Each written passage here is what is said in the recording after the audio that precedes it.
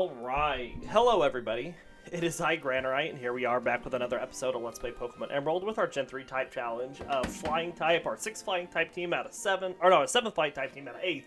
And this is a pretty stacked team, as you can see. We're going to have a rough early game, but then once we learn some attacks, we're going to walk through the rest of this. Yeah. We have Ho-Oh, Lugia, Rayquaza, and Bagon. So, as normal, let's read some Pokemon biologies and get the team up to level 7.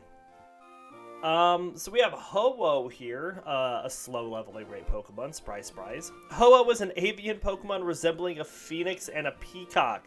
Its feathers are predominantly golden red with yellow tail feathers, a white underside, and green feathers at the tips of its wings. Ho-Oh has a green stripe on its neck, a yellow beak, black rings around its red eyes, and a feathered yellow crest on its head. Ho-Oh's wings are prismatic, causing it to trail a rainbow behind it. It has darkly colored feet and legs with 4 toes and long talons. When Ho-Oh flies, its huge wings create bright, colorful rainbows. Excuse me. The rare few who bear witness to Ho-Oh are promised eternal happiness. It is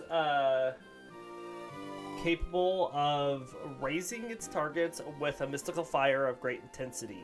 In ancient times, the Bell Tower in Ecruteak City and the former Bell Tower in Goldenrod City were both once Ho-Oh's perches. Ho-Oh has the mythical power to resurrect the dead, as seen with the 3 unnamed Pokemon. When the Brass Tower was burned down 150 years ago, Ho-Oh descended from the sky, reviving 3 unnamed Pokemon into the legendary beast.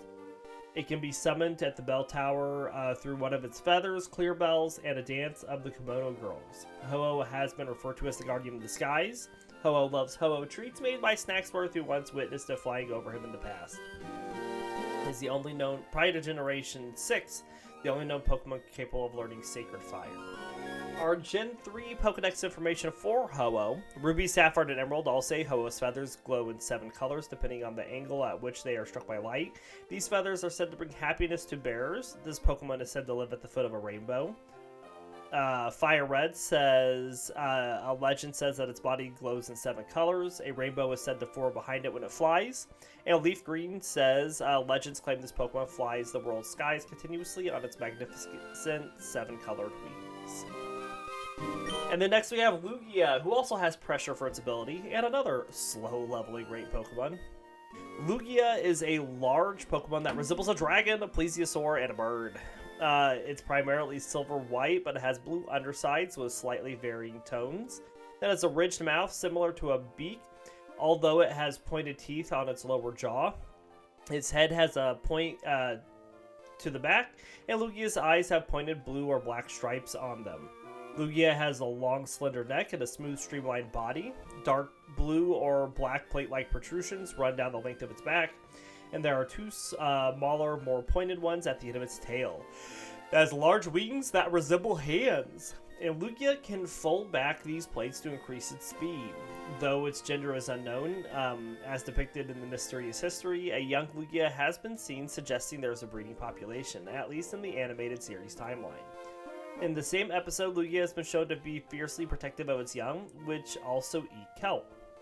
In the second Pokemon movie, Lugia leads the legendary birds when they fight over territory. Lugia is the only Pokemon that can quell their ceaseless fighting, but cannot do so without a partner. Much like birds, it possesses the ability to control the weather. Most notably, it can calm and give rise to storms. It is said that a light flutter of its wings is capable of causing winds powerful enough to tear a regular house down. If it were to flap its wings, it could hypothetically spawn storms lasting as long as 40 days. Lugia is capable of splitting islands into smaller islands. When attacking, it is capable of shooting a vortex of air at its target and using psychic power. It is highly intelligent, and because of the devastating power it could accidentally inflict, it isolates itself deep underwater and tends to sleep in solitude. It is extremely rare and is hardly ever seen. In ancient times, the former Brass Tower in Ecruteak City was once Lugia's perch. However, after its destruction 150 years ago, Lugia moved to the Royal Islands for the safety of others from its own power. It can be summoned at the Royal Islands through one of its feathers, tidal bells, and the dance of the Kimono Girls. Lugia has many different titles throughout the years. such as the Guardian of the Seas, the Deity of the Sea, the Beast of the Sea, the mystical sea creature, and Vengeance Deity. There are rumors Lugia would appear during the Night of a Storm. Lugia loves Lugia treats made by Snacksworth, who once encountered it in the past. Is the only known Pokemon capable of learning the move Aero Blast. And our Gen 3 Pokedex information for Lugia, Ruby, Sapphire, and Emerald all say Lugia's wings. Pack devastating power. A light fluttering of its wings can blow apart regular houses. As a result, this Pokemon chooses to live out of sight deep under the sea. Fire Red says it is said to be the guardian of the seas. It is rumored to have been seen on the Night of a Storm. And Leaf Green says that it is quietly spends all its time deep at the bottom of the sea because its powers are too strong. And Lugia and Ho-Oh both only know Whirlwind. Hi, Krishinabon. Yes, we actually rolled this team, which means that we have a stacked late game team that is going to be all powerful, and that our next team is junk. We did not split up any of the legendaries. It just threw them all on the same team. Lucky us. And, you know, Lugia and Ho-Oh, like, the first move we'll be able to teach either of them will be Steel Wing, which we can teach to one of them. Otherwise, they will not learn a damaging move until level 22, when they learn Gust. Next, we have Rayquaza, which has Airlock. This team will absolutely destroy the late game. It sure will. Currently knows Twister and Scary Face. Another slow leveling rate Pokemon. Rayquaza is a large green serpentine Pokemon that also resembles a missile. It has red-tipped rudder-like wings on its shoulders and down its body, and similarly patterned fins on the tip of its tail. Yellow ring-like symbols run across the length of Rayquaza's body, and it has an additional yellow ring on top of its head. Rayquaza... Oh, sorry, just a sec. Rayquaza has 2 limbs with 3 clawed hands and 2 long, flat horn-like structures on its head, with 2 shorter horns along its jawline. It has small yellow eyes with black pupils, prominent pink gums, and 2 discernible fangs in its upper jaw. Rayquaza has a strong and endless desire to do heroic deeds for the Pokemon world. Rayquaza is said to be equal to both Groudon and Kyogre. For that reason, it is the only one who can halt the endless battles of the other 2 super ancient Pokemon by overpowering them and forcing them back into their slumber, even in their primal forms. Rayquaza is also the only one who can stop the 2 and restore order to nature that they disrupted. Rayquaza is said to have lived for hundreds of millions of years in the ozone layer, where it feeds on water and other particles. There it feeds on meteoroids, which include Megastones and Minior. At least Rayquaza has an attack move. It does! Rayquaza and Bagon both have attack moves. It also loves Rayquaza treats made by Snacksworth, who once encountered it in the past. Rayquaza is rarely seen by people, even in flight. Its appearance is indistinguishable from that of a meteor. For living in the ozone layer, it can breathe in outer space. Rayquaza possesses some of the strongest attack power of any Pokemon.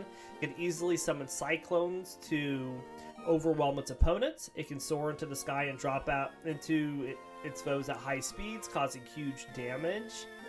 Has a decent amount of Pokemon power, so you have to go back and forth to the Pokemon Center so much. That is true. Thanks to its weather manipulation powers, it can eliminate weather effects. Rayquaza was worshipped by the Draconic people as the savior of the region since ancient times. Thus, they built the Sky Pillar to honor it. Additionally, it can be summoned atop Sky Pillar by multiple keystones. In Pokemon Adventures, the Draconids referred to it as their Dragon Lord. It is one of the longest-lived Pokemon species. Inside its body lies an organ that contains the same power as a Megastone, which was named the Mikado organ by a Devon Corporation scientist. Yeah. And our Gen 3 Pokedex information for Rayquaza. Ruby says Rayquaza has lived for hundreds of millions of years in the Earth's ozone layer, never descending to the ground. This Pokemon appears to feed on water and particles in the atmosphere. Sapphire says Rayquaza is said to have lived for hundreds of millions of years in the Earth's ozone layer above the clouds, and its existence has been completely unknown because it lives so high in the sky. Emerald says a Pokemon that flies endlessly over the ozone layer. It is said to have descended to the ground if Kyogre and Groudon were to fight. And Fire Red and Leaf Green says it has lived for hundreds of millions of years in the ozone layer. Its flying form looks like a meteor. And last but not least, we have Bagon, who knows Rage and Bite, and is also a slow leveling rate Pokemon and has Rock Head for its ability. Bagon is a bipedal blue reptilian Pokemon vaguely resembling a Pachycephalosaurus. It possesses a large round snout, triangular eyes, yellow circular ears similar to reptiles, and a yellow lower jaw with 2 teeth protruding upwards. 3 thick gray ridges cover the top of its head and continue downwards to cover its neck as well. There's a triangular patch of yellow on its underside. It has stubby digitless arms and short legs with 2 toes on each foot. Bagon lives in rough terrain with cliffs and rocks. It is spurred by a powerful desire to one day fly, and it becomes violently envious when it sees bird Pokemon in flight. Bagon leaps from high cliffs every day in doomed attempts to fly, and it vents its frustration by bashing its head into surrounding rocks. Because of this behavior, its head has grown hard as steel, and its muscles are well developed, especially in its neck, making it strong enough to destroy a boulder in one strike. It is a solitary Pokemon that prefers not to form groups.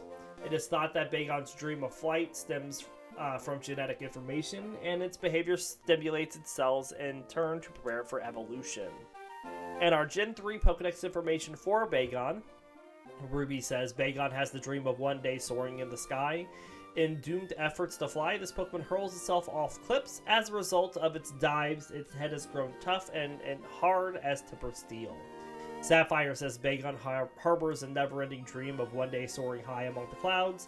As if trying to dispel its frustration over its inability to fly, this Pokemon slams its hard head against huge rocks and shatters them into pebbles. Emerald says, although it is small, this Pokemon is very powerful because its body is a bundle of muscles. It launches headbutts with its iron-like skull. And Fire Red and Leaf Green says its steel-hard head can shatter boulders. It longingly hopes for wings to grow so it can fly. Alright, after all that, let's go Grass Train. It's going to be a great time. I don't really care what any of these Pokemon get for their EVs.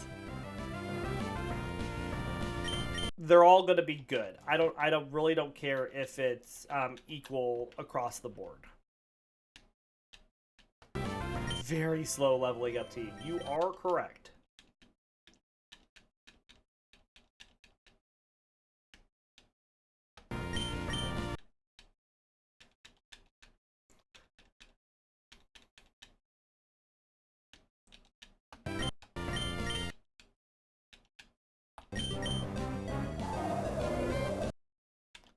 Very good. We're just going to try to get Ho-Oh and Lugia up to 7 as quickly as we can.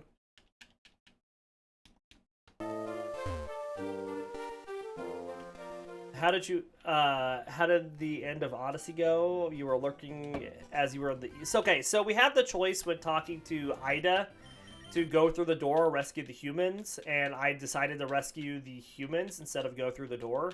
I don't know how that's going to affect things later, but it seems like we're coming up to the very end of the Atlantis DLC. In fact, I think my next mission is the Fate of Atlantis.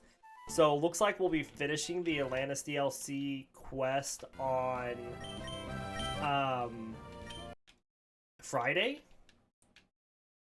And then we go to Corfu, I think, after that, and do the last DLC. So we're getting really close to being done. Gotcha. I mean, that's what I thought. Alright, we're going to just focus Ho-Oh up first. And then we'll swap to Lugia once Ho-Oh's at 7.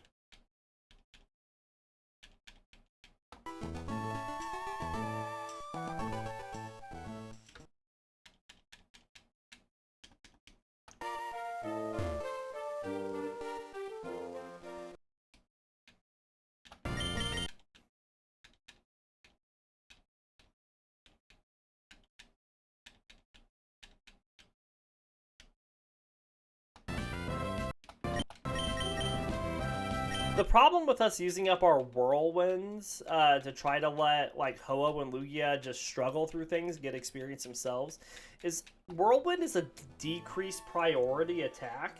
So other things will have a chance to hit us first, and that adds up, especially when you're trying to get to struggle.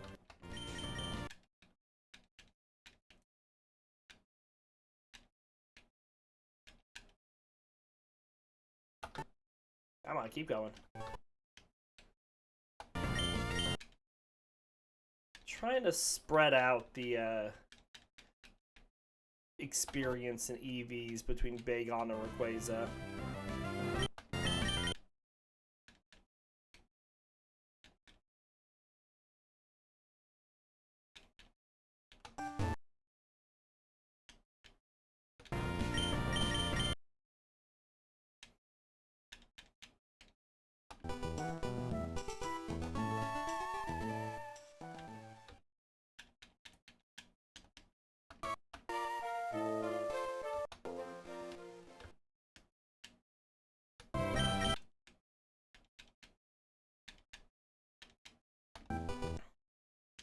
Doing good.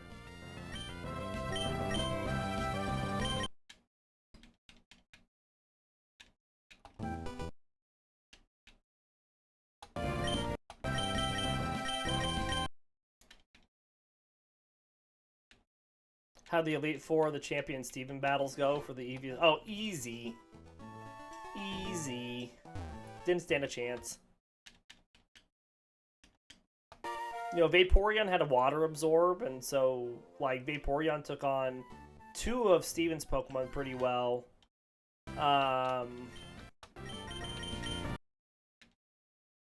Kyogre just wiped Steven. Oh, I mean, Vaporeon took on 2 of, Wallace's Pokemon really easily. That's what I meant. Yeah, was not a challenge. As I expected to be for this team. Swap Lugia up.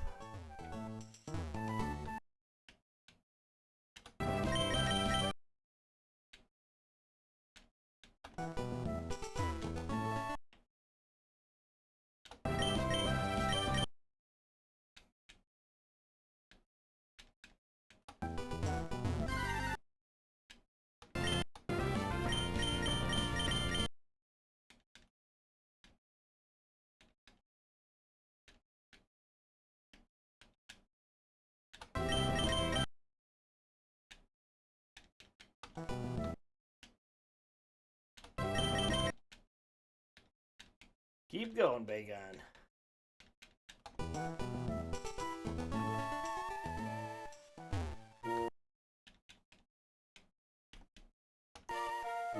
Just saw the next flying team. All you have to say is good luck, no refunds.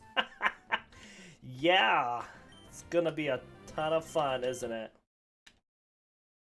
Murkrow, Yanma, Skarmory, and Togetic. Would have been nice to get even one of them on this team.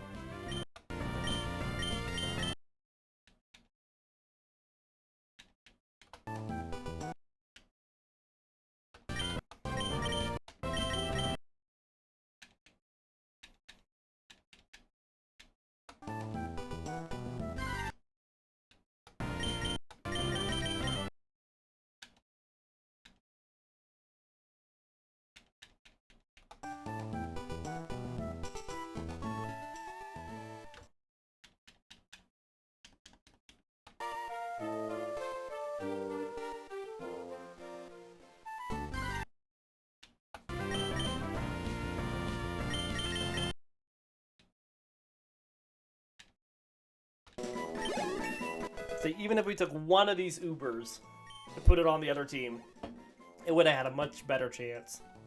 But alas, that was not the case.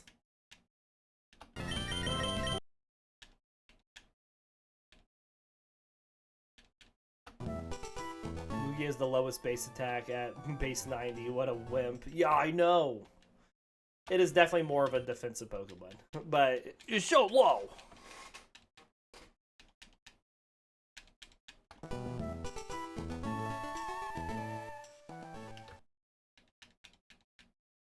The sad thing is we can't even get Aeroblast and Sacred Fire on Ho-Oh and Lugia because they learn them at such high levels that we have no way of getting him learned before we get to Steven.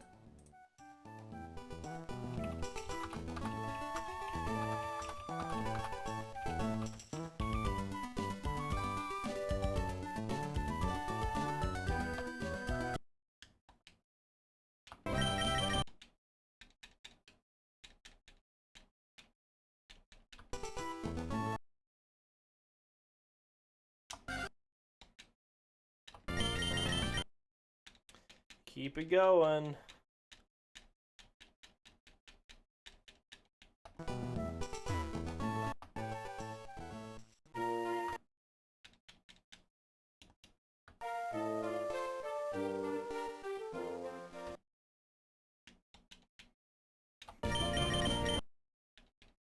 So the goal is to get this episode done. I have a non-work meeting since I'm still on vacation. I have an organizational meeting this morning. And we do that, we work out, we have lunch, and then we come back with the second episode of this Pokemon playthrough today so that we can do full episodes tomorrow. That's the plan, at least.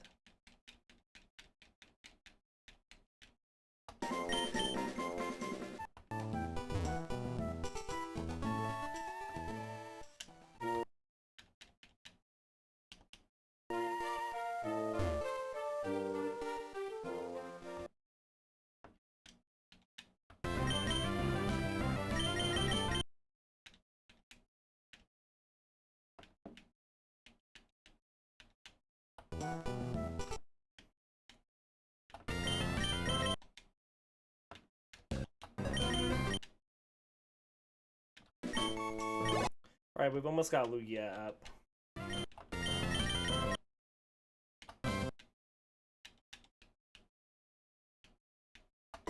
Hooray! We did it!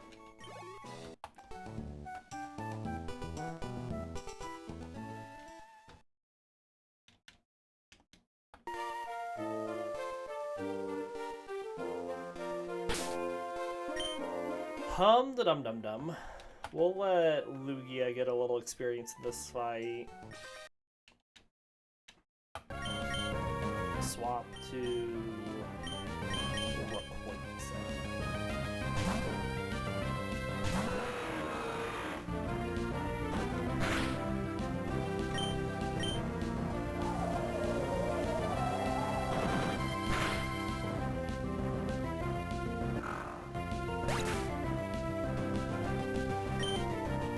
Easy peasy.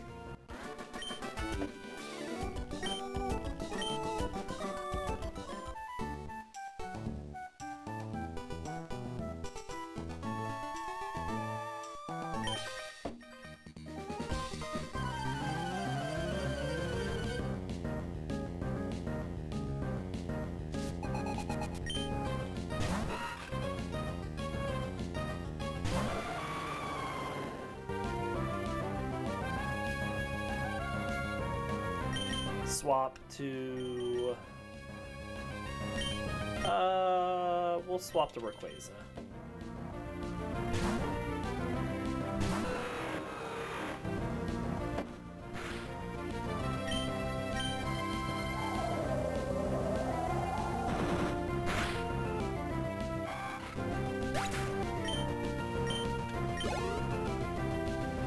A lot of back and forth swapping on this team early on.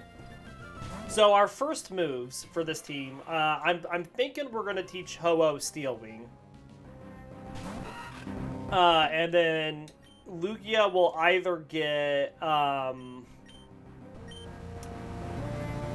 Gust at level 22 or Rock Smash when we get up to Mauville as its first move. I mean, right around the same time.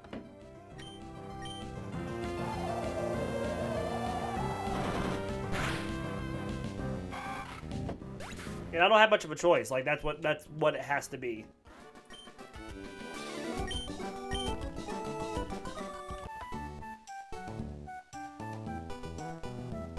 So I think the plan for getting there is, like, once we get past Brawly,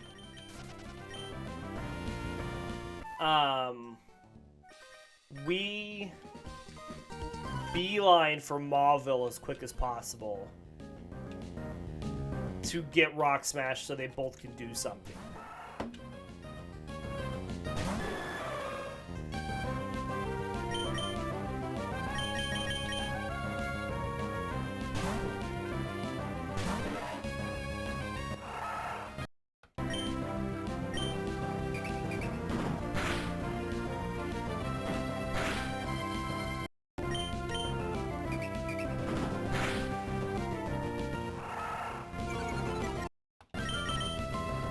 What good are all those stats if you can't do anything with them? Exactly, you're right.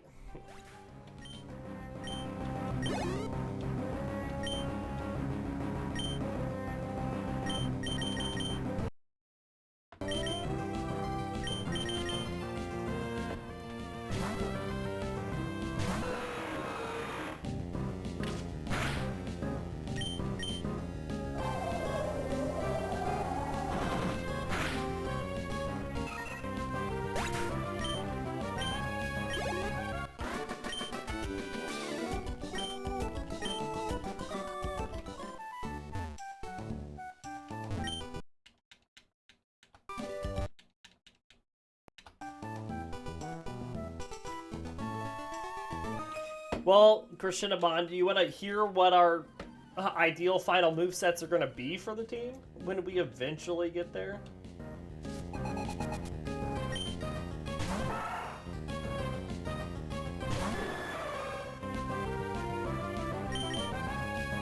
So the planned movesets are for Lugia to know Gust, Calm Mind, Surf, and Psychic. Hoa is going to know Flamethrower, Gust, Solar Beam, and Sunny Day. Salamence is going to know Aerial Ace, Dragon Claw, Earthquake, and Return. And Rayquaza is going to know Fly, Dragon Dance, Ancient Power, and Dragon Claw. That is the plan, at least.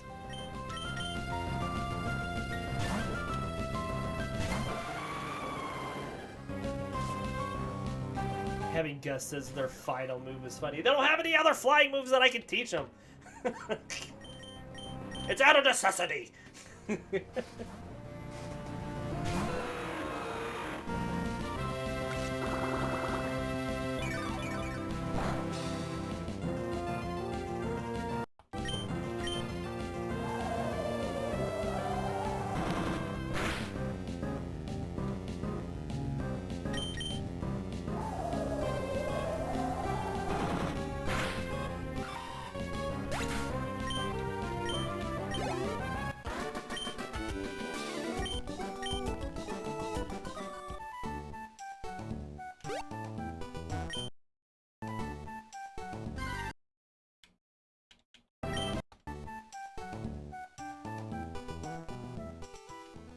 I mean, we could have taught one Aerial Ace and taught Fly to Salamence as well, but I don't want Salamence to have Fly. I want Salamence to have Aerial Ace.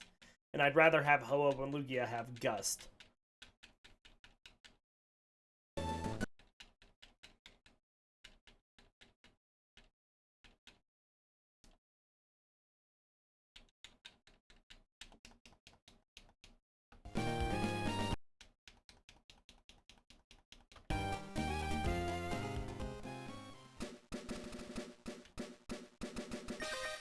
It's like you have to have Tackle as the final move for a normal Pokemon because for some reason they couldn't learn any other moves. Ah, yeah, that would be it. Yeah.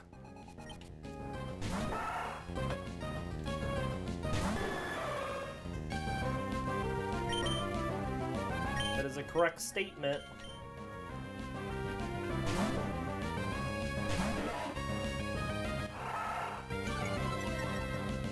I think we'll be lucky if anybody even hits level 8 by the time we get to Rustboro.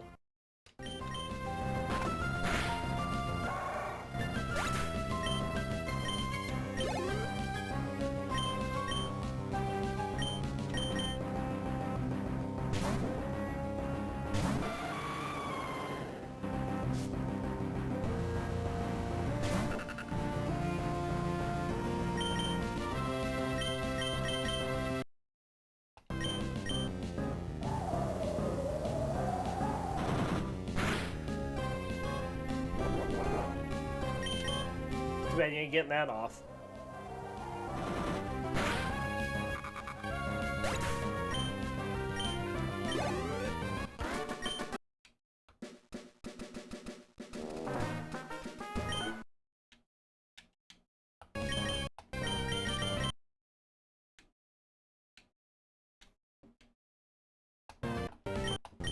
We'll just eat the fish.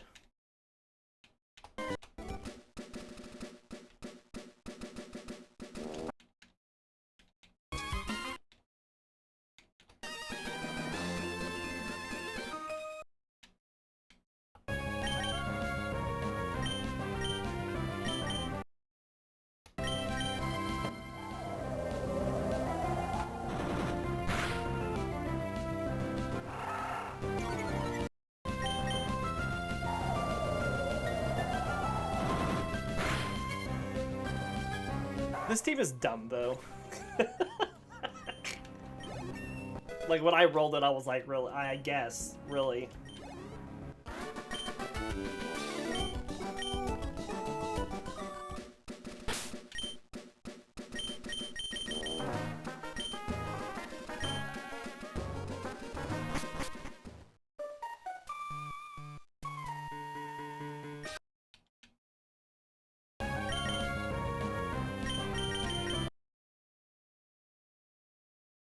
Just gonna speed through these Wurmple fights.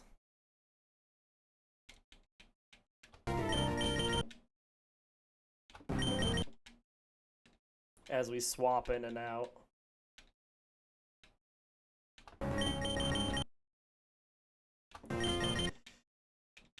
At least it's only gonna last for a couple episodes.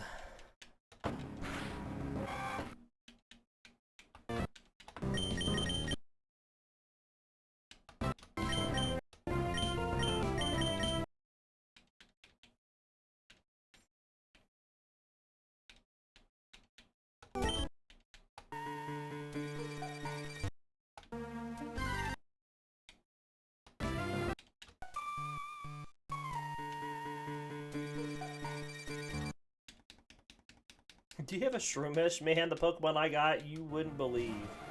Yeah, once they learn a move, this team will be good. We just have to get there. We just have to get there. But I'm going to keep repeating to myself.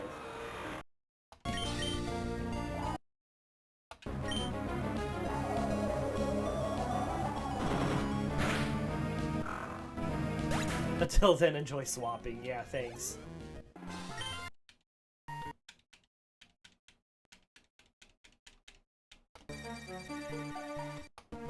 I'm gonna go back and heal. Really just to heal Bagon.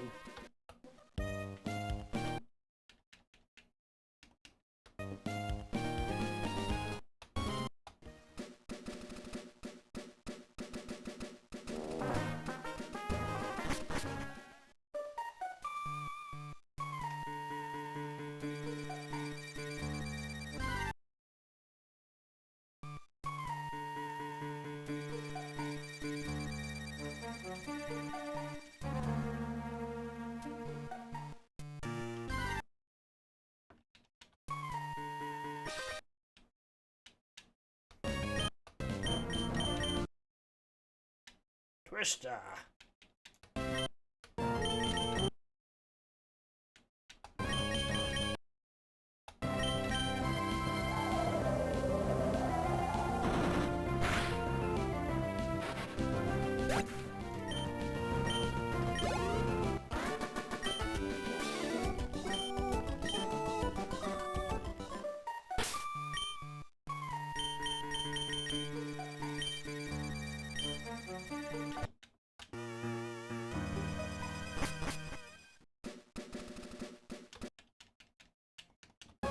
I guess we could check and see if anybody can learn Bullet Seed.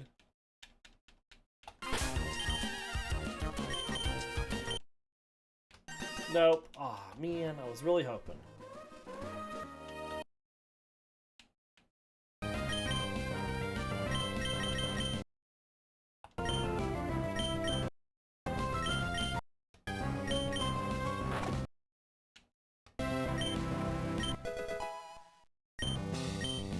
Hooray, ho-oh!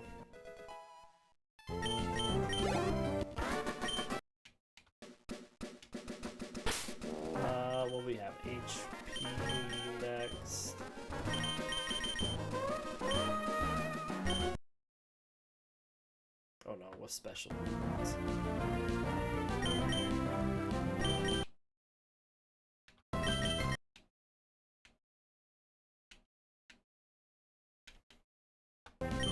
Can never remember this one starting with the Shroomish or the Lotad. Gotta love the Pokemon that don't learn anything until super late in the game. Yeah, what is this, Gen 1?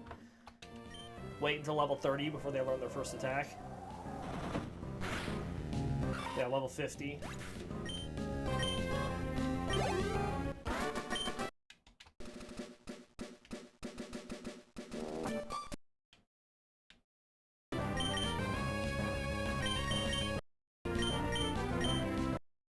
Good old Moltres with Fire Spin Impact, that's right.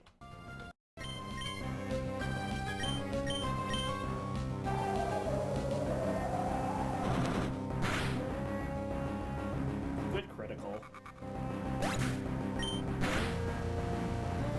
Double criticals?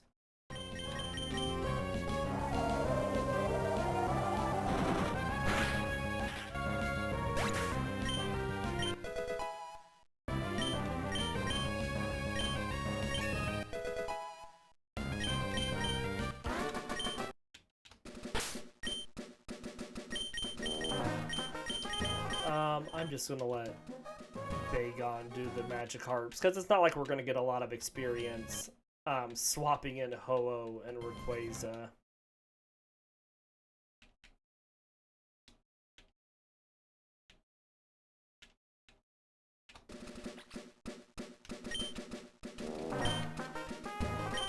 Oh, this is gonna be a fun afternoon leveling up this team, isn't it?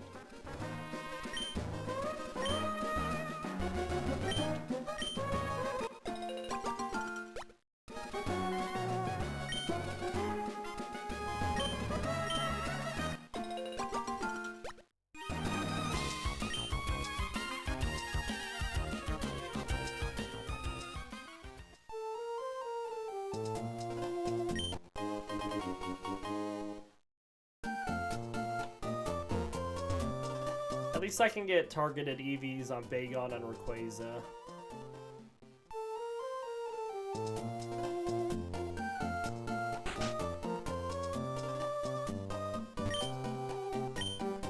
But they're not going to be the EVs I want on Ho-Oh and Lugia.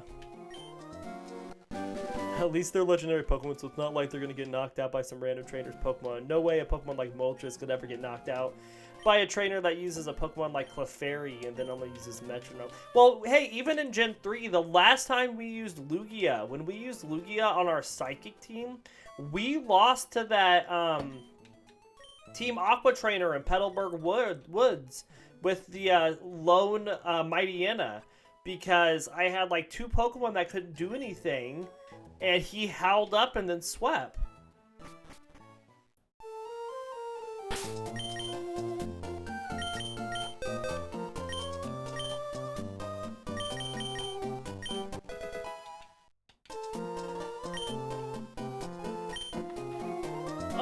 Anywho's, we're going to end this episode here. I have a lot of grass training to do before we play this afternoon. So we do hope you all enjoyed this first episode this morning, and we'll see you all next time.